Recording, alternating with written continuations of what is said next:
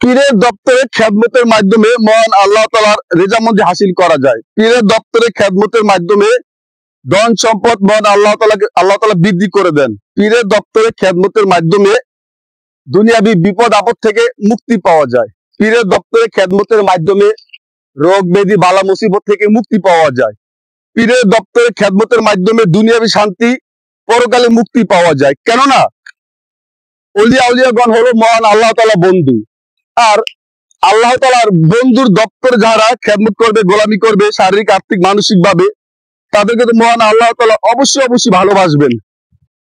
তাই প্রিয় ভাই ও বোনেরা, আপনারা যারা পীরের মুরিদ সকলেই চেষ্টা করবেন উলিয়া দপ্তরে শারীরিক আর্থিক মানসিক ভাবে খেদমত করার।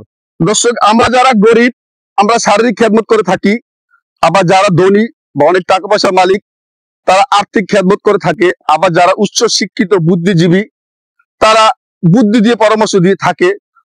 মোট কথা হলো পীরের দপ্তরে একাধিক ভাবে খেদমত করা যায়, শারীরিক আর্থিক মানসিক।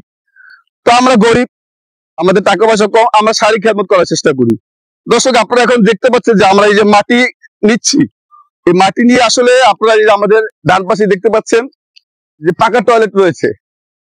এই পাকা টয়লেটে আগামীকালকে যে জাকির পার্টি 36তম প্রতিষ্ঠা বার্ষিকী এবং ঈদে মিলাদুন্নবী সাল্লাল্লাহু আলাইহি ওয়াসাল্লাম অনুষ্ঠান, এই অনুষ্ঠানে আগত যে মেহমান আসবেন, ওনারা যে টয়লেট প্রস্রাব করতে যে আসবেন, এই আসার পথটি আপনারা দেখতে পাচ্ছেন সম্মুখ দিকে। এই আসার পথটিকে আমরা প্রশস্ত করে দিচ্ছি, বাটি দিয়ে ভরাট করে দিচ্ছি, যেন তাদের আসতে কোনো অসুবিধা না হয়। তাই আমরা একটু ব্যবস্থা করে দিচ্ছি তাদেরকে আসার জন্য।